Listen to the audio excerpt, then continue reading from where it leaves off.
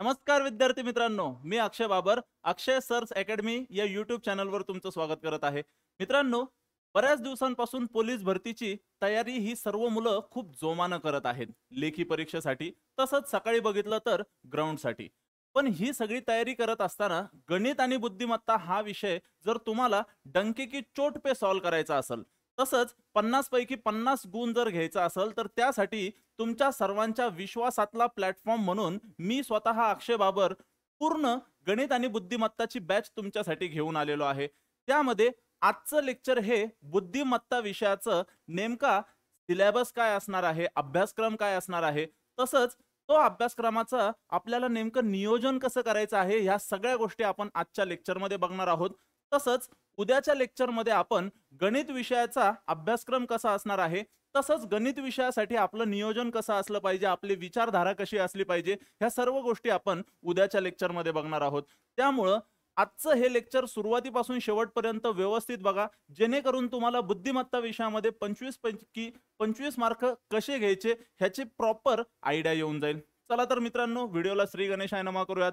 Maharashtra police भरती 2024 ची तयारी करणाऱ्या विद्यार्थ्यांसाठी 25 पैकी 25 गुण बुद्धिमत्तामध्ये जर मिळवायचे असेल तर तुम्हाला असं अभ्यासाचं नियोजन करावं लागणार आहे. ते कसं आपण बघूयात.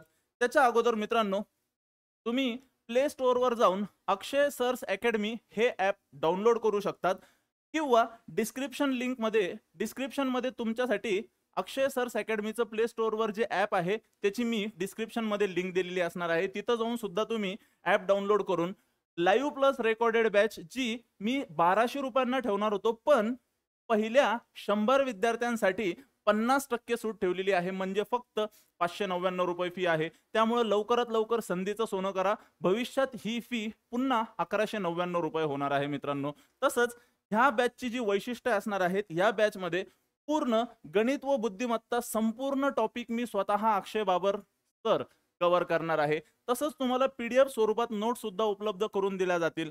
त्याही व्यतिरिक्त आपण मागील वर्षी आयोगाने विचारलेले जे प्रश्न आहेत, ज्याला आपण PYQ म्हणतो, प्रिव्हियस इयर क्वेश्चन्स, ते सुद्धा आपण सॉल्व्ह करून घेणार आहेत, जेणेकरून ऍक्च्युअल एक्झामचा जो पॅटर्न असतो तो तुम्हाला लक्षात येईल. तसंच अनलिमिटेड व्ह्यूज असणार आहे. म्हणजे एकदा कोर्स विकत घेतल्यानंतर तुम्ही तो भरपूर वेळा बघू शकतात एक विद्यार्थी. तसंच बेसिक पासून ऍडव्हान्स पर्यंत संपूर्ण मार्गदर्शन मी तुम्हाला गणित आणि बुद्धिमत्ता विषयाचं करणार आहे. सो लवकरात लवकर पहिल्या 100 विद्यार्थ्यांसाठीच ही ऑफर असणार आहे. लवकरात लवकर डिस्क्रिप्शन मध्ये जाऊन ॲपची लिंक दिलेली आहे, तिथं जाऊन लवकरात लवकर कोर्स परचेस करू शकतात. चला तर मित्रांनो, तरी तुम्हाला काही डाऊट असेल तर हा माझा नंबर आहे 8149175433. ह्या नंबरवर कॉन्टॅक्ट करू शकतात किंवा मला व्हॉट्सअप सुद्धा करू शकतात. चला आता पोलीस भरतीचं हे जे बुद्धिमत्ताचे सर्व विषय आहेत, सर्व टॉपिक आहेत, त्यांची एकदा नावं समजून घ्या. म्हणजे जवळपास तुम्हाला 21 धडे आहेत. ह्या 21 धड्यांमधनं भरपूर मुलं काय करतात, दिशाज्ञान, नातेसंबंध, सिटिंग अरेंजमेंट, पझल एवढे ठराविक मोजके टॉपिक करतात आणि परीक्षेला जातात. असं नाही करायचं. प्रॉपर 21च्या 21 टॉपिक मी तुम्हाला शिकवणार आहे. डंके की चोट पे शिकवणार आहे. 25 पैकी 25 मार्क घ्यायचे. तर आपल्याला एक सुद्धा धडा मिस करून चालणार नाही. मग त्या 25 धड्यांची नावं काय आणि नेमकं आम्ही नियोजन कसं केलं पाहिजे ते आपण बघणार आहोतच.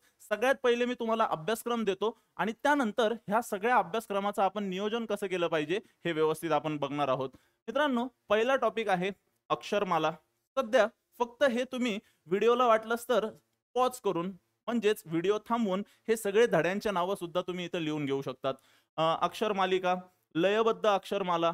आता सर हे लयबद्ध अक्षरमाला काय असतं, तर काही नाही, ABCD दिलेलं असतं, 2 जागा सोडलेल्या असतात, परत CD दिलेलं असतं, परत 1 जागा सोडलेली असती, परत BCD दिलेलं असतं. मग त्या रिकाम्या जागेत काय येणार, अशा प्रकारचं ते लयबद्ध अक्षरमाला किंवा वर्णमाला म्हणतात. सांकेतिक लिपी, सांकेतिक भाषा, अक्षर अंक व अंक, वर्ण अंक, अक्षर अंक कोड, हे जे आहेत ह्यांनाच आपण इंग्लिशमध्ये कोडिंग डिकोडिंग म्हणतो.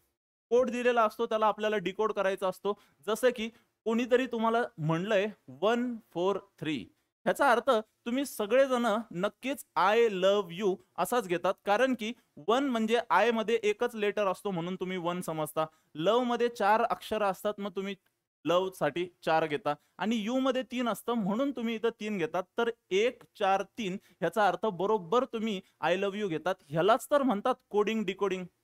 कोणीतरी कोड्यात काहीतरी बोलून जातं आणि आपण डिकोड करायचं असतं. ह्या सगळ्या गोष्टी आपण आज व्यवस्थित बघणार आहोत. मूळ शब्दाऐवजी नवीन शब्द, वाक्य अंक संकेत, समान संबंध व परस्पर समान संबंध, अंकमालिका, प्रश्नाच्या जागी गाळलेली पदे शोधणे, परस्पर संबंध. आता भरपूर लोकांना हे धडे पहिल्याच पानावर मी 11 धडे लिहिलेत. नेमकं हे काय आहे, कसं आहे, काही आयडिया नसं. पण टेन्शन घेऊ नका. नियोजन कसं करायचं ह्यावेळेस मी हे सगळं व्यवस्थित सांगणार. तसंच यूट्यूबवरही मी काही लेक्चर्स अपलोड करणार आहेच. चला पुढचे हे दिशाज्ञान. दिशाज्ञानबद्दल सर्वांना आयडिया असेलच की आपल्याला 4 मुख्य दिशा असतात, पूर्व पश्चिम उत्तर दक्षिण. तसंच 4 उपदिशा असतात. आई विना आपण त्यांना म्हणायचं. आई विना म्हणजे आ म्हणजे आग्नेय, ई म्हणजे ईशान्य, बी म्हणजे वायव्य, ना म्हणजे नैऋत्य. असं आपल्याला साध्या सरळ सोप्या भाषेत समजल असं मी शिकवणार आहे. तसंच वेन आकृती, तर्क व अनुमान. तर्क व अनुमान मध्ये ते आपल्याला म्हणतात सर्व सफरचंद आंबे आहेत. मग ह्याला योग्य पकडायचं आणि त्या अनुषंगाने आपल्याला उत्तरं द्यावी लागतात. तसंच हस्तांदोलन म्हणजे आम्ही 10 जण भरपूर वर्षानंतर भेटलो, सर्वांनी एकमेकांना हात मिळवले, तर जास्तीत जास्त हस्तांदोलन किती झाले असतील, अशा प्रकारचे ते प्रश्न असतात. त्यांना आपल्याला व्यवस्थित टॅकल करायचे. कॅलेंडर ह्यालाच मराठीत दिनदर्शिका म्हणतात. म्हणजेच 15 ऑगस्ट 1947 रोजी नेमकं कोणता वार होता, अशा स्वरूपाचे प्रश्न विचारतात. किंवा महात्मा गांधी जयंती ही अमुक अमुक तारखेला आहे, तर शिक्षक दिन हा कोणत्या तारखेला असेल, कोणत्या दिवशी असेल, असं काहीतरी ते प्रश्न विचारतात. तर ते आपल्याला व्यवस्थित सॉल्व्ह करता आलं पाहिजे. घड्याळीवर आधारित प्रश्न, बैठक व्यवस्था, आकृत्यांची संख्या मोजणे. ह्या आकृत्यांची संख्या मोजण्यामध्ये जनरली त्रिकोण आणि चौकोनावर आधारित प्रश्न जास्त विचारतात. तो आपला जास्त कल तिकडं असणं नितांत गरजेचं. तसंच माहितीचं वर्गीकरण, नातेसंबंध, असे एकूण 21 धडे आहेत. मित्रांनो, जर आत्तापर्यंत तुम्हाला नेमकं कोणते 21 धडे आहेत यांची व्यवस्थित आयडिया नसेल, तर व्हिडिओ पॉज करा किंवा मागं जाऊन एकदा व्हिडिओ पॉज करून 11 धड्यांची नावं लिहून घ्या. तसंच पुन्हा व्हिडिओ पुढे गेल्यानंतर ह्या 10 धड्यांची नावं लिहून घ्या. हे 21 धडे तुमचं भविष्य लवकरच पुढे नेऊ शकतील. कारण वर्दी आहे तरच सगळा दम असणार आहे, अन्यथा विकेट जायला वेळ लागत नाही. बरं, आता अभ्यासाचं नियोजन सर आम्ही कसं केलं पाहिजे, तुमचं काय मत आहे, तर ह्यावर आपण 2 मिनिटं बोलूयात. मित्रांनो, अभ्यासाचं नियोजन करत असताना तुम्हाला बेसिक आणि मूलभूत संकल्पनांचा अभ्यास असणं गरजेचं. म्हणजेच कोणतीही गोष्ट करत असताना आपला बेस जो असतो तो स्ट्रॉंग असणं खूप जास्त गरजेचं आहे. तर तुम्हाला काय म्हणायचंय, समजा उदाहरणार्थ तुम्ही एक 10 मजली उंच इमारत बांधत आहात. आता ज्या वेळेस तुम्ही 10 मजली उंच इमारत बांधत आहात, तर एक गोष्ट नोटीस करा, तुमच्या घराचा जो पाया असतो, पाया म्हणजेच बेस जो असतो, तो तुम्ही कमकुवत बांधणार का स्ट्रॉंग बांधणार, एकदम कडक, एकदम भक्कम असा बांधणार? तर नक्कीच तुम्ही तो कमकुवत नाही बांधणार, तर भक्कम बांधणार. आणि ज्यावेळेस तो पाया तुमचा मजबूत असेल, त्याच वेळेस तुमची बिल्डिंग ही उंच उंच उंच जात राहणार. पण तेच जर तुमचा पायाच कमकुवत असेल, तर तुमची बिल्डिंग ही उंच जाणार नाही. त्यामुळं जर तुम्हाला बुद्धिमत्ता विषयांमध्ये बाप बनायचं असेल, तर तुमचा बेस जो आहे तो स्ट्रॉंग असणं गरजेचं आहे. त्या बेसला स्ट्रॉंग कसं करायचं हे मी बॅच मध्ये डंके की चोट पे तुमच्याकडून करून घेणार आहे. त्याबद्दल तुम्ही सर्वांनी निश्चिंत राहायचं आहे. तसंच प्रकरण व त्यामधील संकल्पना माहीत असणं गरजेचं. गुरुजी गुरुजी हे काय बोलताय तुम्ही, प्रकरण आणि त्यामधील संकल्पना म्हणजे काय हो? काय असतं ना, छोट्या छोट्या बेसिक गोष्टी असतात. उदाहरणार्थ तुम्ही नातेसंबंधांचा अभ्यास करताय. आता ह्या वयात आल्यानंतर तुम्ही पोलीस भरतीची तयारी करताय आणि तुम्हाला तिथं नातेसंबंधांमध्ये माहीत असणं गरजेचं की भावाच्या बायकोला वहिनी म्हणतात. तसंच आपल्या वडिलांच्या भावाला काका म्हणतात. तसंच आपल्या काकूच्या मुलाला आपण आपलं इथे चुलत भाऊ किंवा चुलत बहीण असं काहीतरी म्हणायचं असतं. तर ह्या सगळ्या गोष्टी ज्या बेसिक बेसिक असतात ना, हे तुम्हाला माहीत असणं गरजेचं. ह्या सगळ्या गोष्टी बघत असताना आपल्याकडून एक बेसिक होते, ती म्हणजे कोणती, तर आपण बेसच स्ट्रॉंग ठेवत नाही. म्हणजे काय सर? आता मी सहज जर तुम्हाला प्रश्न विचारला, तर मला नाही वाटत की इथं 50% तरी विद्यार्थी बरोबर उत्तर देऊ शकतील. मी जर आता असा प्रश्न विचारला तुम्हाला की भावाच्या सासूला काय म्हणायचं, तर भरपूर मुलं म्हणतील की सर भावाच्या सासूला तर सासूच म्हणायचं, भावाची सासू आपली सासू. मित्रांनो, असं नसतं. भावाच्या सासूला आपण सासू म्हणायचं नसतं. जरी आपला भाऊ बायकोच्या प्रेशरमध्ये किंवा स्वतःच्या मनातल्या प्रेमानं त्याच्या सासूला आई किंवा मम्मी म्हणत असेल, तरी आपण आपल्या भावाच्या सासूला कधीही आई किंवा मम्मी म्हणत नाही. मग आपण काय म्हणतो? तर आपण म्हणतो काकू, मामी, आत्या, मावशी ह्या 4 पैकी काहीतरी म्हणतो, जे की ह्या 4हीला इंग्लिशमध्ये आंटीच म्हणतात. म्हणजे भावाच्या सासूला इंग्लिशमध्ये आंटी म्हणतात एवढं आपल्याला लक्षात असणं गरजेचं. भावाची सासू ही आपली सासू नसते. म्हणजे एक छोटंसं अशा पद्धतीचं तुम्हाला बेसिक माहिती माहीत असणं गरजेचं आहे. जास्त खूप मोठी अपेक्षा नाहीये. बेसिक संकल्पना. ओके. तसंच पी-वाय-क्यू मागील 5 पेपर अधिक सराव तुम्हाला करायचा आहे. तर पी-वाय-क्यू म्हणजे काय? पी-वाय-क्यू म्हणजे प्रिव्हियस इयर क्वेश्चन. म्हणजेच मागील वर्षी आयोगानं विचारलेले प्रश्न. तुम्हाला मागील वर्षी आयोगानं विचारलेले प्रश्न एकदम व्यवस्थित येणं खूप जास्त गरजेचं. तर कशामुळं हो? काय असतं, ॲक्चुअल परीक्षेमध्ये जे प्रश्न आले आहेत, त्याच अनुषंगानं पुढच्या वर्षीचाही पेपर सेट करण्यात येतो. तर आपल्याला मूळ परीक्षेचा जो गाभा आहे, मूळ परीक्षेचा जो पॅटर्न आहे, ते समजून येणं खूप जास्त गरजेचं. त्यामुळं माझं एक म्हणणं राहील, की तुम्हाला मागील लगे 15-20 वर्षांपासूनचे आयोगानं विचारलेले प्रश्न सॉल्व्ह नाही करायचे. मागील 3 ते 4 वर्षी आयोगानं जे काही प्रश्न विचारलेले आहेत, तेवढे जरी केले तरी मोर दॅन इनफ आहे. मग आता तुम्ही म्हणशाल, "सर, आता आम्ही पुन्हा त्याच्यासाठी वेगळं पुस्तक घ्यायचं का?" काही गरज नाही रे मित्रांनो. त्यासाठी मी ह्या सर्व गोष्टी आपल्या कोर्स विकत घेणाऱ्या विद्यार्थ्यांसाठी आयोजित करून देणार आहेत. म्हणजेच तुम्हाला मागील वर्षी आयोगानं विचारलेले प्रश्न सुद्धा आपण सॉल्व्ह करून देणार आहोत. जसं की मी इथं 21 धड्यांची नावं लिहिली होती.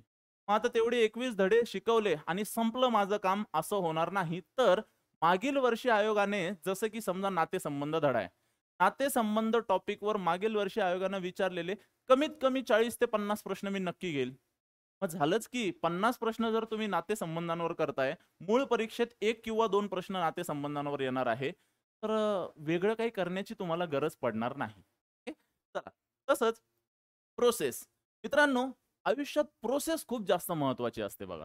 काय असतात, मुलं पहिल्याच दिवशी हट्ट करतात, "सर पझल शिकवा ना, पझल." म्हणजे शब्दकोडे शिकवा ना. तसं नसतं मित्रांनो, योग्य प्रोसेस करावी लागते. तुम्ही जन्माला आले आणि डायरेक्ट पळायला लागतात का? नाही ना. आधी तुम्ही रेंगायला लागता. रेंगत असताना हळूच तुम्ही उभा राहायला शिकतात. उभा राहिल्यावर थोडंसं चालायला प्रयत्न करतात, तुम्ही पडता. पुन्हा तुम्हीच उठता, पुन्हा तुम्ही चालायला लागता, मग फास्ट चालायला लागता आणि मग पळायला लागतात. म्हणजे ही प्रोसेस खूप जास्त मॅटर करते. नाहीतर तुम्ही अंथरुणात बसूनच जर पळायचे स्वप्न बघशाल, तर डायरेक्ट पळता येणार नाही. पहिले रेंगावं लागणार, हळू चालावं लागणार, मग पळावं लागणार. प्रोसेस खूप जास्त महत्त्वाची. उदाहरणार्थ तुम्हाला समजेल अशा भाषेमध्ये, पहिल्याच दिवशी आपण डायरेक्ट विचारायचं नसतं, की लग्न करणार का म्हणून. प्रोसेस असते. पहिले फ्रेंडशिप, मग बेस्ट फ्रेंडशिप आणि मग त्यानंतर जे काही तुमचे प्लॅन्स असतील ते. पण सगळ्यात पहिले फ्रेंडशिप.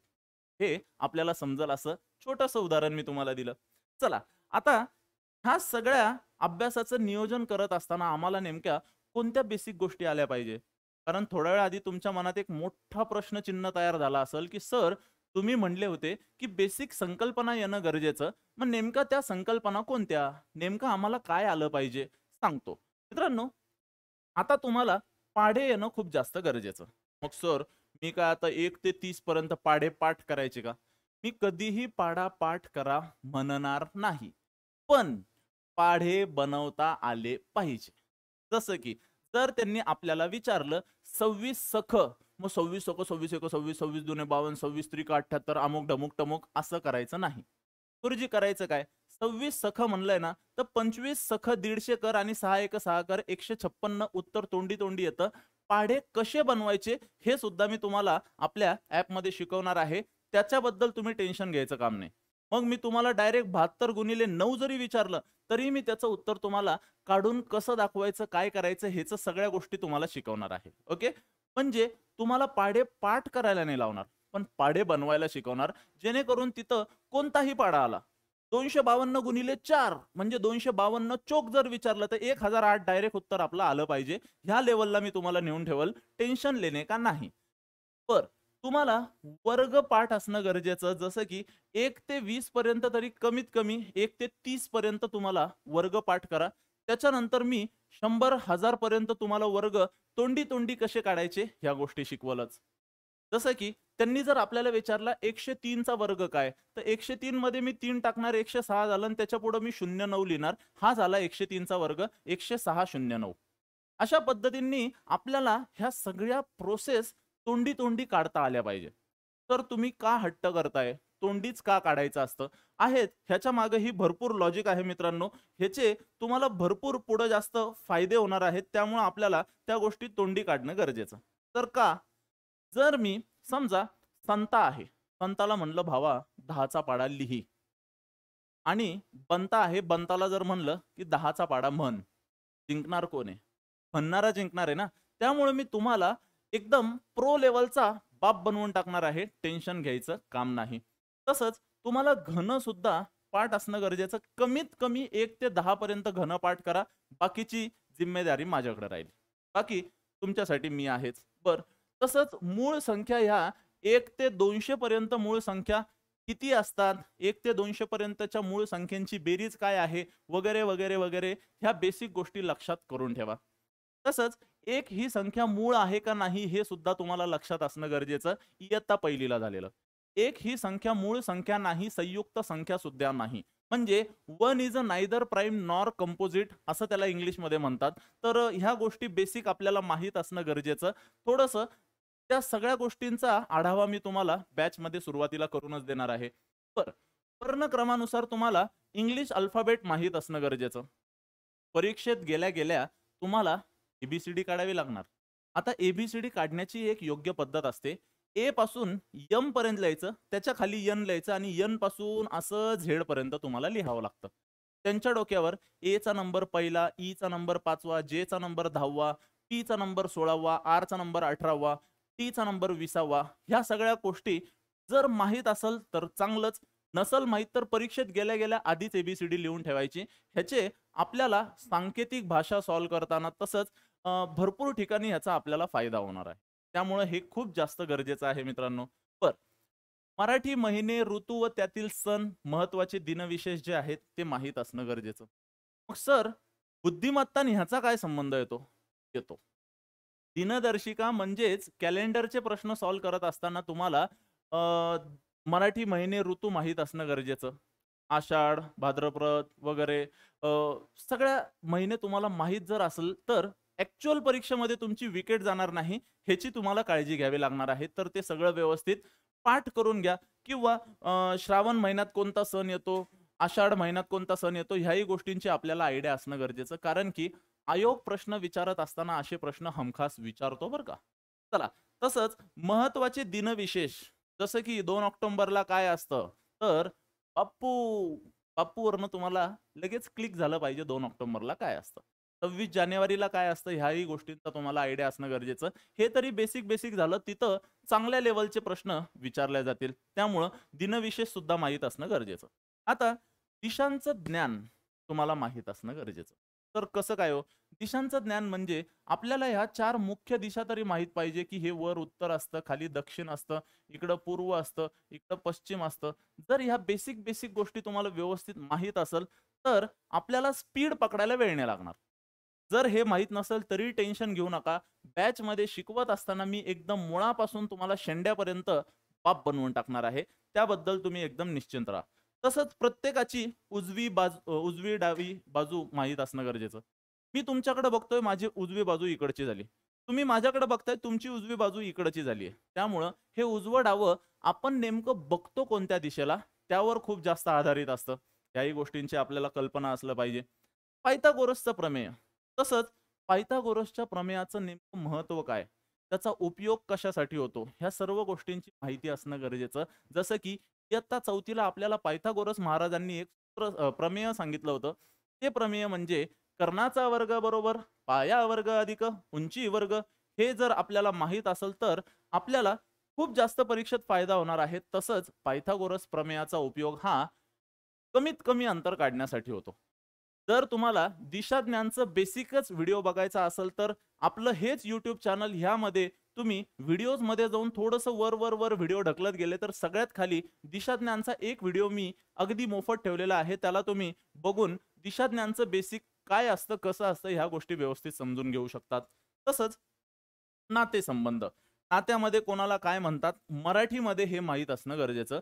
इथं जनरली मुलींपेक्षा मुलांची जास्त विकेट. तर कसं काय? आता जर मी तुम्हाला विचारलं, सांग बरं नणंद काय असते? सांग बरं जाऊबाई काय असते? तर तुमची विकेट जाईल ना रे. तर ही विकेट जाऊ नये म्हणून तुम्हाला ह्या बेसिक बेसिक गोष्टी माहीत असल्या तर आपल्याला पुढं भरपूर उंच जाता येईल. इतर विषयांचं सामान्य ज्ञान. गुरुजी, आता बुद्धिमत्ता आपण शिकतोय ना, मग इतर विषयांचं सामान्य ज्ञान कशाला? अरे बाळांनो, बुद्धिमत्ता हा विषयामध्ये आता ते काहीही म्हणतील. जगातला सगळ्यात मोठा खंड कोणता? तर तुम्ही काय श्रीखंड म्हणणार आहे का? आशिया खंड वगैरे वगैरे असे तुम्हाला 2-4 ऑप्शन्स देण्यात येतील. तुम्हाला बेसिक माहिती असणं खूप जास्त गरजेचं आहे. परीक्षेमध्ये एक प्रश्न सुद्धा आला होता. तर कोणता प्रश्न होता तो? परीक्षेमध्ये त्यांनी विचारलं होतं, सचिन तेंडुलकर, झहीर खान, युवराज सिंग आणि त्याच्यानंतर सुनील छेत्री. मग ह्या चौघांमध्ये गटात न बसणारा पर्याय निवडा असं त्यांनी विचारलं. तुम्हाला समजलं पाहिजे बाकी सर्वजण क्रिकेटर आहेत. सुनील छेत्री एकटा हा फुटबॉलर आहे. त्यामुळे आपण गटात न बसणारा पर्याय हा सुनील छेत्री म्हणणं खूप जास्त गरजेचं. त्याही नंतर शाब्दिक आणि अशाब्दिक बुद्धिमत्ता. म्हणजे आत्ताच जसं मी सांगितलं, की ह्या शाब्दिक प्रश्न जे असतात, शाब्दिक प्रश्नांमध्ये तुम्हाला सिटिंग अरेंजमेंट, पझल असे प्रश्न येतील. म्हणजे बैठक व्यवस्था.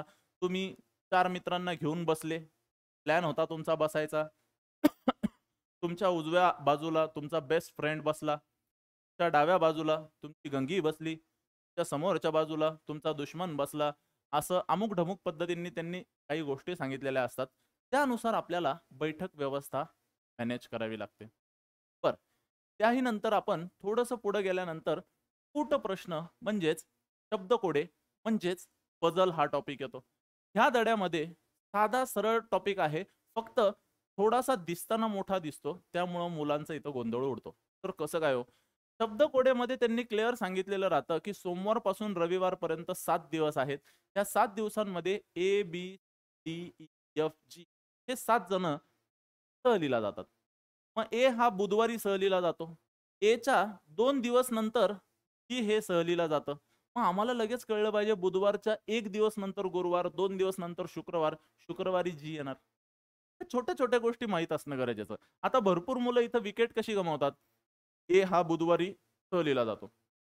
2 दिवसानंतर जी हा सहलीला जातो तर गुरुवार, शुक्रवार जाऊ देतात आणि शनिवारी जीला लिहितात. ऐसा नहीं करने का रे फैजल.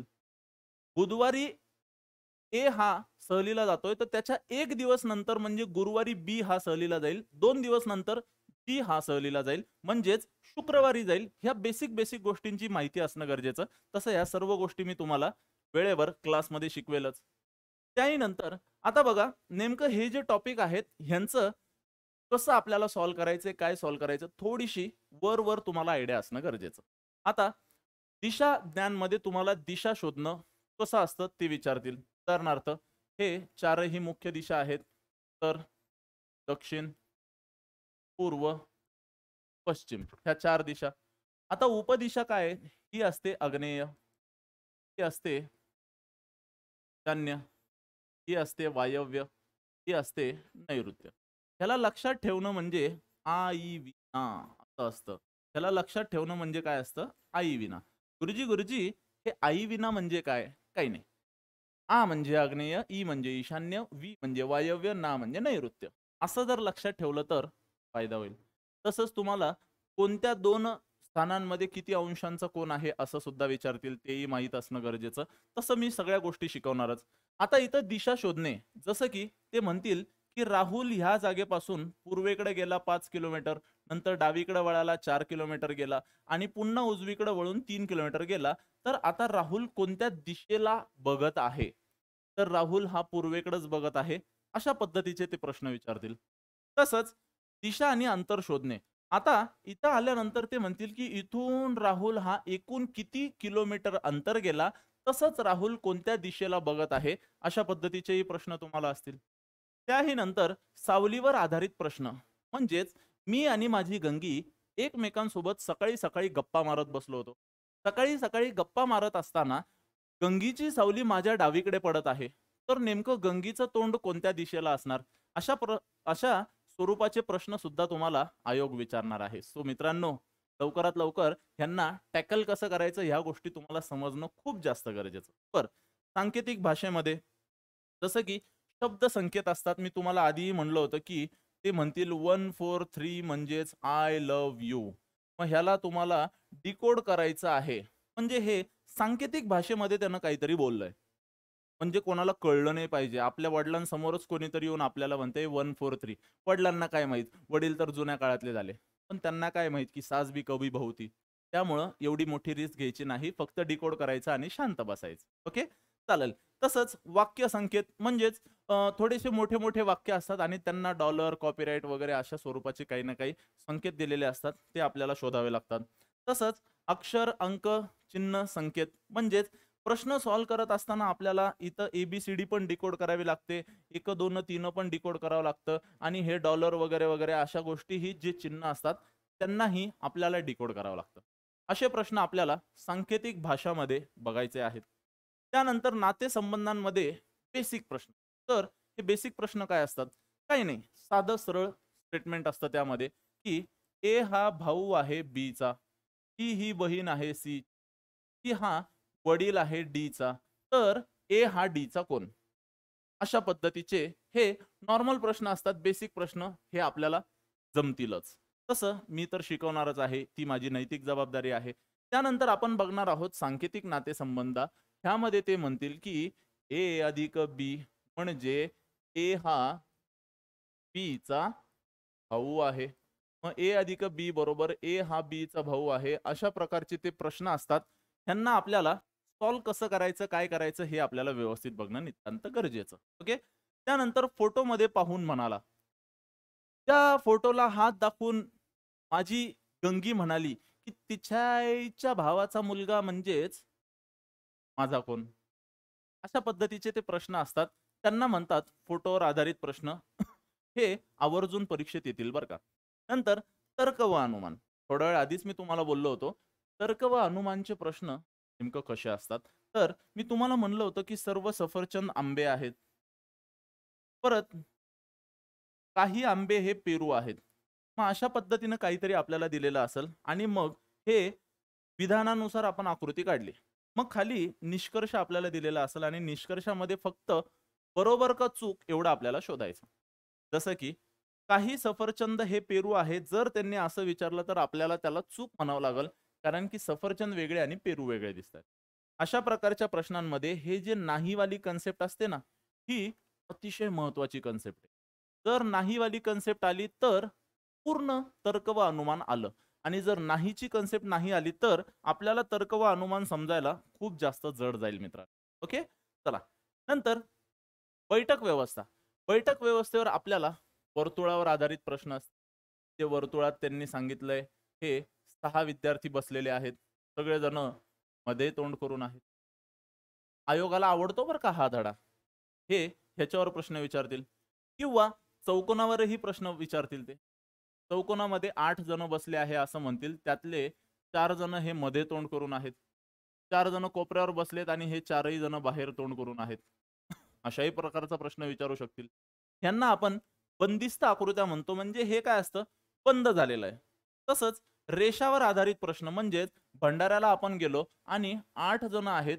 1, 2, 3, 4, 5, 6, 7, 8 हे सगळे जण वर तोंड करून आहे. अशा स्वरूपाचे प्रश्न सुद्धा आपल्याला बैठक व्यवस्थेमध्ये विचारल्या जातील. त्यामध्ये ते असं म्हणतात, की एच्या उजवीकडे दुसऱ्या जागेवर बी आहे. बीच्या डावीकडे चौथ्या जागेवर 1, 2, 3, 4 सी आहे. आपल्याला त्यांना व्यवस्थित बसवायचं असतं. ओके. पंचकोन, षटकोन नेमकं तुम्हाला आयडिया समजलीच असेल पंचकोन, षटकोन कसा असतो. तर ह्यालाच म्हणतात बैठक व्यवस्था. म्हणजेच सिटिंग अरेंजमेंट. माझ्या तोंडात सिटिंग अरेंजमेंट येत होतं. मला मराठीत बैठक व्यवस्था म्हणायचं होतं. नंतर रांगांवर आधारित प्रश्न. उदाहरणार्थ हे इथं मंदिर आहे. मंदिरासाठी सगळेजण इथं लाईनीत थांबलेले आहेत. पहिल्या नंबरवर अक्षय आहे. 2 नंबरवर कोणीतरी तिसराच आहे. 3 नंबरवर गंगी आहे. 4 नंबरवर कोणीतरी चौथाच आहे. 5 नंबरवर गंगीचं बाळ आहे वगैरे, वगैरे, वगैरे. अशा पद्धतींनी रांगेत एकूण किती लोकं आहेत, त्यांचा क्रम कसा असणार, काय असणार, असे प्रश्न आपल्याला शब्दकोडीमध्ये सॉल्व्ह करावे लागणार. तसंच मजल्यावर आधारित प्रश्न. 7 मजले आहेत. 7 मजल्यांमध्ये अक्षय हा 4थ्या मजल्यावर राहतो. अक्षयपासून गंगी ही 2 मजलेवर राहते म्हणल्यावर अक्षयचा 1 मजल्यावर हा, 2 मजलेवर हा, इथं गंगी राहती असा त्याचा अर्थ असतो. हे झाल्यानंतर तुलनावर आधारित प्रश्न. तुलनावर आधारित प्रश्न म्हणजे माझी उंची त्याच्यापेक्षा खूप जास्त आहे. तो माझ्यापेक्षा खूप हँडसम आहे. मी त्याच्यापेक्षा खूप जास्त हुशार आहे. अशा पद्धतीचे जे प्रश्न असतात, ह्यामध्ये आपण तुलना केलेली असते. मग हेच तुलनात्मक जे प्रश्न असतात, त्यांना आपल्याला इथं सॉल्व्ह करायचं आहे. तसंच कोडे आणि कूट प्रश्नामध्ये मी तुम्हाला आधी सांगितलं होतं, की सोमवार ते शनिवार किंवा रविवारपर्यंत आठवड्याचे वार दिलेले असतील. त्यामध्ये ए-बी-सी-डी, ई-एफ-जी वेगवेगळ्या दिवशी सहलीला, पिक्चरला, परीक्षेला जातील वगैरे, वगैरे, वगैरे. अशा प्रकारचे प्रश्न आपल्याला कूट प्रश्नांमध्ये सोडवायचे आहेत. तसंच अक्षरमाला. आता अक्षरमाला वगैरे हे प्रश्न सॉल्व्ह करण्यासाठी तुमच्या डोळ्यासमोर ए असणं नितांत गरजेचं. म्हणून परीक्षेत गेल्या गेल्या ए आधी काढून ठेवायची व्यवस्थित. श्रेणी पूर्ण करणे म्हणजेच समजा ते आपल्याला म्हणतील की ए, ई, आय, ओ आणि नंतर प्रश्नचिन्ह देतील. मग ह्यात श्रेणी पूर्ण करा म्हणतील. मग ए, आय, ओ, यू. ओ नंतर यू येणार. मग रिकाम्या जागेत आपण यू लिहायचा. श्रेणी पूर्ण झाली. हे सगळे स्वर आहेत. हे आम्हाला बेसिक माहीत असेल तर प्रश्न हवेतच सॉल्व्ह होणार. विसंगत घटक ओळखणे म्हणजेच आपल्याला ते काही ना काही जोड्या जोड्यांमध्ये देतील आणि गटात न बसणारी जोडी किंवा कोण है टीम में गांगुली, किसने की उंगली, अशा पद्धतीचे प्रश्न ते विचारतील. आपल्याला त्यांनाही सॉल्व्ह करायचंय. समसंबंध म्हणजेच एक नातं हे 4 आहे. एकचं नातं हे 1 सोबतच आहे. 2चं नातं 4 सोबत आहे. 3चं नातं हे 9 सोबत आहे. मग 4चं नातं कोणासोबत राहील? समसंबंध बघा. 1चा वर्ग, 2चा वर्ग, 3चा वर्ग, मग 4चा वर्ग 16 असं आपलं उत्तर आलं पाहिजे. सगळ्यांमध्ये समान संबंध असणं गरजेचं आहे. अशा पद्धतीचे हे प्रश्न असतात. लयबद्ध अक्षरमाला म्हणजेच ह्यामध्ये खूप मोठं ते असं देतात, की ए, बी, डॉट, डी, परत ए, डॉट, बी, डॉट, डी देतील. परत असं खूप पुढं जात जातं ते. मग अशा केसमध्ये ए, बी, सी तर सी लिहून हा इथं 4 जणांचा एक क्रम होतोय. परत ए इथं रिकाम्या जागा चुकून आलंय. सी, डी हे अशा पद्धतीने ते प्रश्न असतात. ह्या रिकाम्या जागेत नेमकं काय येणार आपल्याला ते ओळखायचं असतं. हे प्रश्न आपण व्यवस्थित बघणार आहोत. त्याही नंतर आकृतीतील अक्षर ओळखणे. म्हणजे आकृत्यांमध्येही ते आपल्याला असं म्हणू शकतील ए, ई, आय, ओ आणि इथं काय येणार. तर हे असंही करू शकतो. मग असं सॉल्व्ह करताना ह्या आकृतीमध्ये नेमकं कोणतं अक्षर येणार हे प्रश्न आपल्याला शोधावे लागणार. दिलेली अक्षरमाला, अक्षरमालेनुसार सरळ काहीतरी एक ओळ दिलेली असेल त्यातला रिकाम्या जागेत कोणता शब्द येईल किंवा एक 3-3चा गट दिलेला असेल तो 4था गट कोणता असेल अशा पद्धतींचे त्यांचे प्रश्न असणार. तसंच शाब्दिक समसंबंध आणि शाब्दिक विसंगत पद ओळखणे. आता शाब्दिक विसंगत पद म्हणजे थोड्या वेळ आधी मी छोटंसं एक उदाहरण दिलं होतं. विराट कोहली, युवराज सिंग, महेंद्रसिंग धोनी आणि सुनील छेत्री. या सगळ्यांमध्ये बाकीचे 3 क्रिकेटर होते. सुनील छेत्री फुटबॉलर होता. मग आम्हाला हे कळलं पाहिजे की इथं शाब्दिक विसंगत पद. कोण है टीम में गांगुली? सुनील छेत्री हा फुटबॉलर आहे. असे प्रश्न आपल्याला बघणं गरजेचं. संख्यामाला, संख्यामालामध्ये तुम्हाला 4 अंक दिलेले असतील. 5वा अंक कोणता असं ओळखा विचारतील. जसं की समजा ते आपल्याला म्हणतील 1, 8, 27, 64 प्रश्नचिन्ह. प्रश्नचिन्हाच्या जागेवर काय येणार? हा 1चा घन, 2चा घन, 3चा घन, 4चा घन. मग इथं प्रश्नचिन्हाच्या जागेवर 125 येणार जो की 5चा घन आहे. अशा पद्धतीचे प्रश्न असणार आहे. मग ह्यांना आपल्याला व्यवस्थित टॅकल करावं लागणार. त्यासाठी तुम्ही टेन्शन घ्यायचं काम नाही. हे डायरेक्ट असाच विचार कसा करायचं, काय करायचं हे सगळं मी तुम्हाला मुळापासून शेंड्यापर्यंत शिकवणार आहेच. तसंच घड्याळावर आधारित प्रश्न. एक आपण जी भिंतीवर आपली घड्याळ असते ना, ती डिजिटल घड्याळ नाही बरं का. आता भिंतीवर जी घड्याळ असते त्यामध्ये तुम्हाला बेसिक माहिती पाहिजे की तास काटा हा 12 तासानंतर आहे त्या जागेवर येतो. मिनिट काटा हा 1 तासानंतर आहे त्या जागेवर येतो. सेकंद काटा हा 1 मिनिटातच आहे त्या जागेवर येतो. मग ह्या सगळ्या गोष्टी माहीत असेल त्यानंतर ते म्हणतील की 3:40 झालेले आहेत तर तास काटा आणि मिनिट काटा ह्यांच्यामध्ये किती अंशांचा कोन असेल. अशा पद्धतीचे प्रश्न आपल्याला सोडवावे लागतील. भरपूर प्रकार आहेत यामध्ये. सगळे प्रकार आपण व्यवस्थित डीपमध्ये शिकणार आहोत. दिनदर्शिकामध्ये मराठी महिने, ऋतू, त्यातील सण माहीत असणं गरजेचं. थोड्या वेळ आधी सुद्धा मी अभ्यासाच्या नियोजनामध्ये बोललो होतो. महत्त्वाचे दिनविशेष म्हणजेच अ, योग दिवस कधी असतो हे आपल्याला माहीत असणं गरजेचं आहे. अशा पद्धतीनं महिला दिन कधी असतो ह्या सगळ्या तारखा माहीत असणं गरजेचं, जेणेकरून परीक्षेत आपली गफलत होणार नाही. दिनदर्शिका पुनरावृत्ती म्हणजेच ह्या वर्षी समजा 1 तारखेला सोमवार होता आणि 31 डिसेंबरला मंगळवार होता, तर अशा केसमध्ये सेम पूर्ण वर्षभराचं कॅलेंडर किती वर्षानंतर सेम राहील, अशा स्वरूपातले प्रश्नांची आपल्याला क्लासमध्ये शिकवणी होणारच आहे. काही दिवस, वर्षे, मागील किंवा पुढील वार, जसं की आज आहे 4 एप्रिल 2024, आज आहे गुरुवार. मग 4 एप्रिल 2025 ला कोणता वार असेल, किंवा 4 एप्रिल 1960 ला कोणता वार होता. अशा पद्धतीचे ते प्रश्न विचारतील. आपण त्यांनाही टॅकल करूयात डंके की चोट पे. कसं टॅकल करणार आहोत? डंके की चोट पे. त्यानंतर आकृत्यांवर आधारित प्रश्न. मित्रांनो, खूप महत्वाचं बरं का. हमखास 4 ते 5 प्रश्न याच्यावर कधी कधी आयोग झटका आला ना डायरेक्ट टाकून देतो. तो ह्याच्यापासून थोडंसं सावधान. जसं की आकृत्यांवर आधारित प्रश्न सॉल्व्ह करत असताना आकृत्या मोजणे हा धडा ते विचारतात सहजासहजी, ज्याच्यावर तुमचा जास्त जोर हा त्रिकोण, चौकोन आणि आयतवर असणं गरजेचं. तुमचा जास्त जोर हा त्रिकोण, चौकोन आणि आयतवर असणं गरजेचं. हे जर आलं तर तुमचे भरपूर मार्क सेफ झाले असं आपल्याला समजता येईल.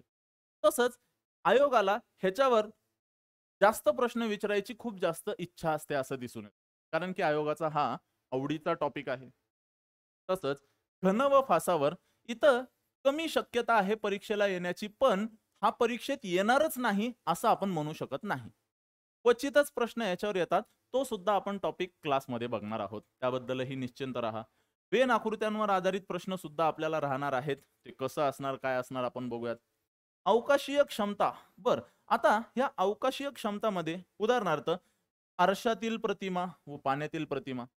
जसं की हा ए आहे, हा पाण्यामध्ये कसा दिसणार, तर हा पाण्यामध्ये असा दिसणार. हा आरशामध्ये कसा दिसणार, हा आरशामध्ये आहे असंच दिसणार. मग हे आपल्याला कसा विचार करावा लागणार, हे बघा इथंच असा आरसा असणार. तसंच पाणी हे असं असं असं असं पाणी असणार म्हणल्यावर ही पाण्यातील प्रतिमा झाली. मग अशा पद्धतीच्या प्रश्नांनाही आपल्याला व्यवस्थित सॉल्व्ह करायला शिकायचं आहे. त्याबद्दलही तुम्ही एकदम निश्चिंत राहा. तसंच विसंगत घटक ओळखा हे आकृत्यांवर आधारित आहेत. म्हणजे 4 आकृत्या दिलेल्या असतील, त्यातल्या 3 आकृतींमध्ये समान संबंध असेल आणि एक आकृती जरा वेगळीच असेल. ती वेगळी आकृती कोणती असेल, काय असेल, आपल्याला ते शोधायचं आहे. समसंबंध ओळखा. समान संबंध दिलेले असेल, कोणता तरी वेगळा असेल, किंवा 2 आकृत्यांमध्ये समान संबंध आहे, मग तिसरी आकृती देऊन चौथी आकृतीत समान संबंध लावून कशी येणार, अशा पद्धतीचे ते प्रश्न विचारतील. आकृतीमाला म्हणजे अंकमाला कसं होतं, 1 दिला, 8 दिला, 27 दिला, 64 दिला, मग 5वा अंक कोणता येणार. तिथं घन घन घन होतं ना, ते 4 अंक दिले, 5वा अंक कोणता येणार असं विचारणार. तसंच आकृतीमालामध्ये 4 आकृत्या देतील आणि 5वी आकृती कोणती येणार, अशा स्वरूपाचे प्रश्न ते विचारणार आहेत. त्यामुळं टेन्शन लेणे का नाही, सगळ्या गोष्टी आपल्या क्लासमध्ये व्यवस्थित डंके की चोट पे होणार आहेत. ओके. सो माझी तळमळीची एक विनंती आहे मित्रांनो, सगळं करत असताना प्रोसेस प्रॉपर फॉलो करायला विसरायची नाही. मित्रांनो, पुन्हा एकदा सांगाल की मी लाईव्ह प्लस रेकॉर्डेड बॅच घेऊन आलेलो आहे, जी आजपासूनच सुरू होत आहे, ज्यामध्ये 1199 फीस नसून फक्त 599 फी आहे. म्हणजेच 50% असा डिस्काउंट आहे. लवकरात लवकर कोर्स परचेस करू शकतात. डिस्क्रिप्शन मध्ये मी ह्याची ॲपची लिंक टाकलेली आहे. ॲप डाउनलोड करून कोर्स विकत घेऊ शकतात. तरी जर कोणाला काही डाऊट आला असेल, म्हणजे कोणाला जर डिस्क्रिप्शन मध्ये लिंक सापडत नसेल, तर 81 49 175433 हा माझा टोल फ्री नंबर आहे. ह्या टोल फ्री नंबरवर तुम्ही कॉन्टॅक्ट करून अधिक माहिती विचारू शकतात. म्हणजेच तुम्हाला काही ॲपची लिंक सापडत नसेल, यूट्यूब लिंक सापडत नसेल, टेलिग्राम लिंक सापडत नसेल, किंवा कोणताही काहीही डाऊट असेल, तर तुम्ही मला इथं हक्कानं विचारू शकतात. सध्या 50% सूट आहे पहिल्या 100 विद्यार्थ्यांना. पुन्हा एवढी भरघोस ऑफर राहणार नाही. वैशिष्ट्ये सर्व इथं लिहिलेली आहेत. मित्रांनो, एकच सांगल, आपल्या सर्वांना इथं व्यवस्थित प्रोसेस फॉलो करायची. विसरू नका, शेवटी पहिले फ्रेंडशिप करायची असते आणि मग पुढचा विचार करायचा असतो. फ्रेंडशिपलाच नाही म्हणली तर कशाला लग्नाचा विचार करतो भावा. ओके, चालेल. तर मित्रांनो, पूर्ण व्हिडिओ जर तुम्हाला आवडला असेल तर व्हिडिओला लाईक, चॅनलला सबस्क्राईब आणि लिंक आपापल्या मित्रांना जास्तीत जास्त शेअर करायला विसरायचं नाही. खूप खूप धन्यवाद मित्रांनो. Thanks a lot. Bye bye. Take care.